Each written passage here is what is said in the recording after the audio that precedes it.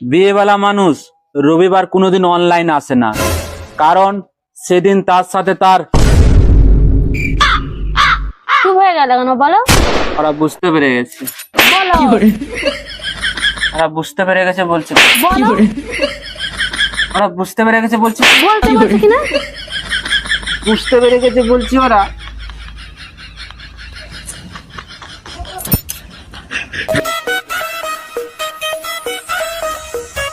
ও madam, এখানে tomorrow লেখা আছে। টুমরো মানে কি একটু বলে যান না? আগামীকাল। আরে আগামীকাল না, আমার আজকে দরকার, আজকে বলতে হবে। অশিক্ষিত নাকি?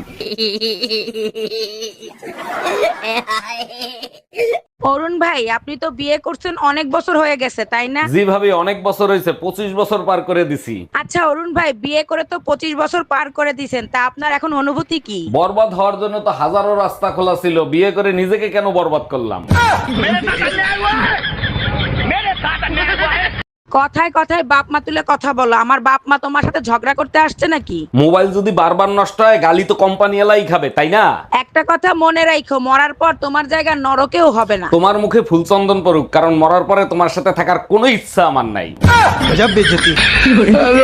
আচ্ছা, সত্যি করে একটা কথা বলবা, তোমার প্রথম ভালোবাসা কে ছিল? তোমার কাছে মিথ্যা বলে আমার কোনো লাভ আছে? আমার প্রথম ভালোবাসা আমার বাবা ছিল। সব মেয়েরাই বাবাকে ভালোবাসে। আর তোমার দ্বিতীয় ভালোবাসা কে ছিল?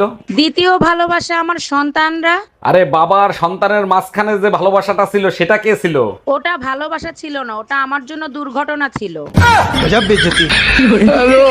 আরে ভাবি, শুনলাম ভাইরে নাকি তালাক দেবেন, কি হয়েছে বলেন তো? আর ভাই বললেন না, আপনার ভাই হচ্ছে নতুন চাউলের মতন, এই নিয়ে সংসার করা যায়? নতুন চাউলের মতো? ঠিক বুঝলাম না, একটু খুলে বলেন তো। না বুঝার কি আছে, নতুন চাল চড়ানির সাথে সাথেই উতলায় ফিরা যায়।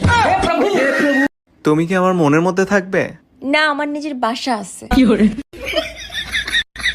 এই দেখো, আজকে আমি নতুন নুপুর পরছি, কেমন লাগছে আমাকে? নুপুরের আওয়াজ বড়ই মধুর লাগে। চিন্তা করো, মাঝরাতে যদি ছাদের থেকে আসে তখন কেমন লাগবে? এই কি বলো তুমি এগুলা? মাঝরাতে ছাদের থেকে নুপুরের আওয়াজ শুনছো কখনো? ছাদের থেকে কখনো আওয়াজ পাই নাই, তবে বেলকনিতে গেলে পাশের বাড়ির ভাবির নুপুরের আওয়াজ মাঝে মাঝে পাই। এই রুম্পা, এবার জন্মাষ্টমীতে কোনো প্ল্যান করছো? কোথাও যাবা? বাপের বাড়ি যেতে চাইছিলাম, কিন্তু বাবা মা তো ছোট বোনের বাড়ি চলে গেছে। থাক, কষ্ট নিও না, সামনের বার যাইও। এই শোনো, তুমি কি জানো কৃষ্ণের জন্ম হয়েছিল কেন? অবশ্যই জানি, ঘরে বউ থুয়ে অন্যের বউর সাথে রাসলীলা করার জন্য। হ্যালো, হ্যাঁ বলো বউ। আমি যদি হারিয়ে যাই তাহলে তুমি কি করবা? তুমি যদি হারিয়ে যাও তাহলে খবরের কাগজ আমি বিজ্ঞাপন দিব, বিজ্ঞাপন। খবরের কাগজে কি লিখবা? খবরের কাগজে লিখবো যে আমার বউকে যে পাবে তার। হচ্ছে শুইতে গেলে দিতে হয়, না দিলে ক্ষতি হয়, সেই জিনিসটা কি? শুইতে গেলে দিতে হয়, না দিলে ক্ষতি হয়। মানে আপনি শুইতে গেলে সেটা দিতেই হবে, সেটা করতেই হবে, না করলে অনেক বড় ক্ষতি হয়ে যেতে পারে, সর্বনাশ হয়ে যেতে পারে, সব শেষ হয়ে পড়তে পারে, সেটা কি হবে? হ্যালো, এই তুমি আমাকে নিতে আসবা নাকি আমি একা একা চলে আসবো? একা আসতেছো মানে? তুমি না বললে তোমার ভাইয়ের সাথে আসবা? শুধু ভাই না, সাথে আমার চাচাতো বোনও আসতিছে, তাই তো তোমাকে আসতে বললাম। বলো কি, তোমার বোনও আসতেছে? আচ্ছা ঠিক আছে, আমি গাড়ি নিয়ে এক্ষুনি আসতেছি। আচ্ছা শোনো, আসার সময় আমার বোনের জন্য কিছু চকলেট নিয়ে এসো, চকলেট খেতে খুব ভালোবাসে, 5 বছরের বাচ্চা তো। এই রুম্পা, জন্মাষ্টমীতে তোমার ছোট বোন নাকি বাপের বাড়ি আসতেছে? জন্মাষ্টমীতে আমিও বাপের বাড়ি যাচ্ছি, তুমিও আমার সাথে যাবা। চলো চলো, অনেকদিন তোমার ছোট বোনটা দেখি না, এই সুযোগে তোমার বোনকে দেখা হয়ে যাবে। যে আশায় বইছো জামাই, মাইয়ের গায়ে জ্বর, আমার ছোট বোনের জামাইও আসতেছে। এই বাড়িতে আমি আর থাকবো না, আজকে আমি চলে যাবো বাপের বাড়ি।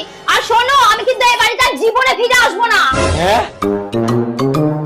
কোথায় যাচ্ছ তুমি? আমি মন্দির যাচ্ছি গো। যতই তুমি মন্দিরে যাও আর যতই তুমি ভগবানের কাছে মানসিক করো, আমি আর এই বাড়িতে ফিরছি না। আরে দূর পাগলি, মানসিক পুরো হয়ে গিয়েছে, ওই জন্যই তো যাচ্ছি। হ্যাঁ, তবে নয় তো কি? তাহলে তো আমি এই বাড়ি ছেড়ে জীবনে যাবো না। আরে কিন্তু তুমি যে এখনই বলে চলে যাবো। আরে এই জানো, আজকে তোমার আর আমার ব্লাড রিপোর্ট আনতে গেছিলাম। আরে তাই নাকি? তার রিপোর্ট দেখে ডাক্তার কি বললো? ডাক্তার বললো তোমার আর আমার ব্লাড গ্রুপ 1। কেন হবে না? আজ 10 বছর ধরে তো আমার রক্তই খাচ্ছো। এই কি বললা? আমি তোমার রক্ত খাই? তোমার বয়স কত? 18। মুখ কাছে আনো, কাছে আনো। কোনো চিন্তা করো না, আগামী চাঁদের প্রথম রাইতেই তোমার বিয়ে হয়ে যাবো।